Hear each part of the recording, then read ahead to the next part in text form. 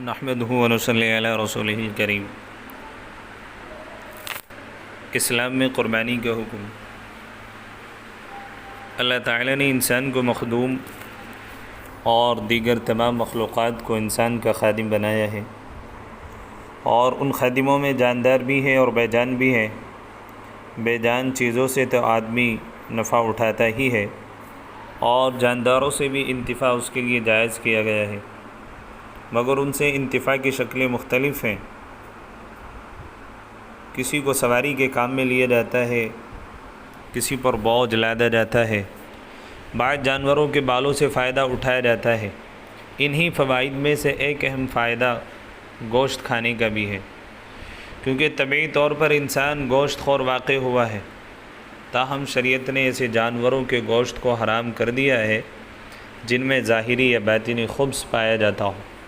چنانچہ خنزیر اور سباع بہائم یعنی پھاڑ کر کھانے والے جانور وغیرہ ظاہری خبث کی وجہ سے حرام کیے گئے، جبکہ غیر اللہ پر بھیٹ چڑھائے جانے والے جانوروں کو باطنی خبث کی بنا پر حرام کیا گیا ہے۔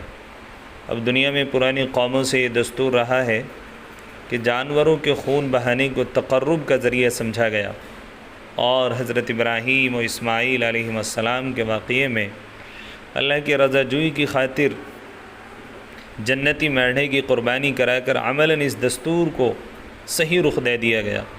اور اسلام میں بھی یہ طریقہ نہ صرف یہ کہ مشروع بلکہ مطلوب محمود قرار پایا، اور وسعت والوں پر خاص دنوں میں متعینہ جانوروں میں سے قربانی پیش کر کے تقرب خداوندی کے حصول کو واجب قرار دیا گیا، اور اس پر اتنی تاکید کی گئی کہ نبی اکرم صلی اللہ علیہ وسلم نے سخت تنبیہ کرتے ہوئے ارشاد فرمایا: من وجد ساعة لأن یضحی فلم یضحی فلا یحضر مصلانا، رواہ الحاکم، کہ جو آدمی قربانی کی گنجائش رکھنے کے باوجود قربانی نہ کرے وہ ہماری عیدگاہ میں نہ آئے۔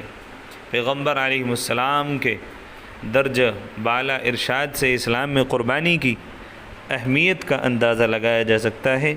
اس لیے تمام مسلمانوں کو چاہیے کہ جو لوگ قربانی کی گنجائش رکھتے ہیں، قربانی کے دنوں میں جو متعینہ جانور اللہ تعالیٰ کی طرف سے متعین کیے گئے ہیں ان کی قربانی کریں۔ اللہ تعالیٰ ہمیں صدق دل کے ساتھ خلوص للہیت کے لیے قربانی کرنے کی توفیق عطا فرمائے۔ وآخر دعوانا الحمدللہ رب العالمین۔